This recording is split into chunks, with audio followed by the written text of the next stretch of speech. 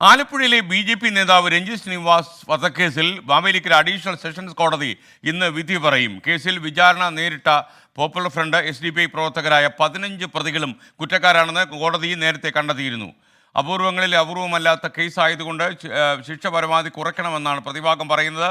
എന്നാൽ ഈ കേസിന് അമ്മയുടെയും അതുപോലെ മകളുടെയും ഒക്കെ മുന്നിൽ വെച്ച് വെട്ടിക്കൊലപ്പെടുത്തിയ കേസാണ്. ഇത് അപൂർവങ്ങളിൽ അപൂർവമായ വധശിക്ഷ അർഹിക്കുന്ന കേസാണ്. അതുകൊണ്ട് തന്നെ വധശിക്ഷ കൊടുക്കണമെന്നാണ് പ്രോസിക്യൂഷൻ ആവശ്യപ്പെട്ടിരിക്കുന്നത്. മറ്റു വിവരങ്ങളുമായി മനീഷ് മഹിബാൽ ആലപ്പുഴയിൽ നിന്നും തത്സമയം ചേരുന്നു. മനീഷ്, മാവേലിക്കര കോടതി എത്ര മണിക്കായിരിക്കും വിധി പറയുക? ആദ്യത്തെ കേസായിട്ടായിരിക്കും ഇത് വരിക. Good morning.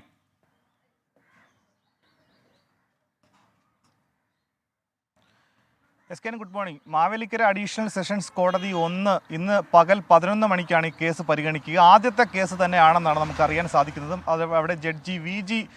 ശ്രീദേവിയാണ് ഈ കേസിൽ വിധി ഇന്ന് പറയുക. അവിടെ മാവേലിക്കര കോടതിക്കും പരിസരത്തുമൊക്കെ തന്നെ കനത്ത സുരക്ഷയാണ് ഏർപ്പെടുത്തിയിട്ടുള്ളത്. കോടതിക്കകത്ത് ചെങ്ങന്നൂർ DYSPക്കും ഒപ്പം തന്നെ കോടതിക്ക് പുറത്ത് മാവേലിക്കര കോടതിയുടെ പുറത്ത് കായംകുളം DYSPക്കും അങ്ങനെ 2 DYSPമാരുടെ നേതൃത്വത്തിൽ കനത്ത സുരക്ഷയാണ് മാവേലിക്കരയിൽ ഇന്നത്തെ ദിവസം രാവിലെ മുതൽ ഇന്ന് രാത്രി വരെയും ഒരുക്കുന്നത്. അത്തരത്തിൽ വലിയ ഭീഷണി ഉണ്ടാകുമെന്നുള്ള മുന്നറിയിപ്പിൻ്റെ അടിസ്ഥാനത്തിലാണ് ഇത്തരത്തിൽ ഒരു സുരക്ഷ ഒരുക്കിയിട്ടുള്ളത്. ഇനി കേസിലേക്ക് വരികയാണെങ്കിൽ കേസിൽ ഇന്ന് നിർണായകമായ ദിവസമാണ്. 2 വർഷത്തിന് ശേഷം, അതായത് കേരളത്തിൽ വലിയ കോളിളക്കം സൃഷ്ടിച്ച 2 കൊലപാതകങ്ങളിൽ രണ്ടാമത്തെ കൊലപാതകത്തിൽ ഇത് 2 വർഷം പൂർത്തിയായി വിചാരണയും കുറ്റപത്രമൊക്കെ സമർപ്പിച്ച് അതിൽ ഇന്ന് വിധി പറയും. ഇതിൽ ഏറ്റവും കൂടുതൽ പ്രോസിക്യൂഷൻ നിരത്തിയിട്ടുള്ള ദൃഢവും വ്യക്തവുമായിട്ടുള്ള തെളിവുകളാണ് കോടതി ഈ 15 പ്രതികളും കുറ്റക്കാരാണെന്ന് കണ്ടെത്തിയതിലേക്ക് എത്തിയത്.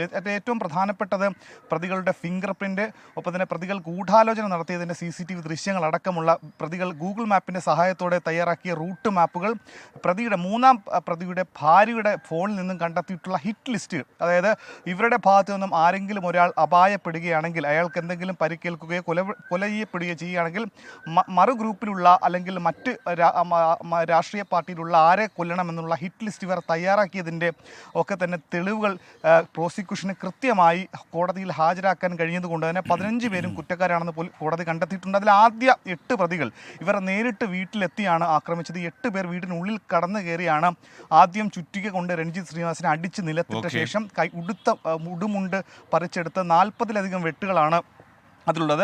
ഏറ്റവും അതിൽ ഈ കേസിൻ്റെ അല്ലെങ്കിൽ കൊലപാതകം എത്രത്തോളം ക്രൂരമായിരുന്നു എന്ന് തെളിയിക്കുന്നതായിരുന്നു പോലീസിൻ്റെ മഹർസൽ ആദ്യം സൂചിപ്പിച്ച ചില കാര്യങ്ങൾ. അതായത് വെട്ടുകത്തി കൊണ്ടുള്ള ഒരു വെട്ടിൽ രഞ്ജിത്ത് ശ്രീനിവാസൻ്റെ വീടിൻ്റെ തറയുടെ ഭാഗം 1.5 അടിയോളം താഴത്തിൽ കുഴിഞ്ഞുപോയി. അത്രത്തോളം ആഴത്തിലുള്ള വെട്ടായിരുന്നു. അങ്ങനെ വളരെ ക്രൂരമായ കൊലപാതകമായിരുന്നു നടന്നതെന്നൊക്കെ തന്നെ പ്രൂവ് ചെയ്യാൻ കോടതിയിൽ പ്രോസിക്യൂഷന് കഴിഞ്ഞിട്ടുണ്ട്. പക്ഷേ ഈ കേസിൽ അവസാന ഘട്ടത്തിൽ ശിക്ഷാ വിധിയിന്മേൽ പ്രതിഭാഗം നിരത്തിയ ചില വാദങ്ങളുണ്ട്. ഇത് അപൂർവമായ കേസല്ല, രാഷ്ട്രീയ കൊലപാതകം കേരളത്തിൽ ഇതിനു മുൻപ് നടന്നിട്ടുള്ള. അതിന് ഉദാഹരണമായി TP ചന്ദ്രശേഖരൻ വധക്കേസ്, ഒപ്പം തന്നെ ജയകൃഷ്ണൻ മാസ്റ്റർ വധക്കേസ്, അത്തരം കാര്യങ്ങളൊക്കെ തന്നെ നിരത്തി. ഒപ്പം തന്നെ പ്രതികൾ കുറ്റകൃത്യം നടത്തിയത് വ്യക്തിപരമായ കാരണങ്ങൾക്ക് വേണ്ടിയല്ല, അത് രാഷ്ട്രീയപരമായ കാരണങ്ങളാണ്. ഒപ്പം തന്നെ അതിനു മുൻപ് തലേദിവസം കൊല ചെയ്യപ്പെട്ട KS ഷാൻ കൊല ചെയ്യപ്പെട്ടതിൻ്റെ പ്രതികാരമെന്നോണം അതിൻ്റെ ഒരു പ്രതികരണമായിരുന്നു ഈ കൊലപാതകം. അത്തരത്തിലുള്ള വാദങ്ങളാണ് കോടതിയിൽ പ്രതിഭാഗം നിരത്തിയിട്ടുള്ളത്. എന്താണെങ്കിലും ഇന്ന് അറിയാൻ സാധിക്കുന്നു ഏകദേശം 11 മണിയോടെ കേരളത്തിൽ വലിയ കോളിളക്കം സൃഷ്ടിച്ച കേസിൽ എന്ത് വിധിയായിരിക്കും കോടതി പറയുകയെന്ന്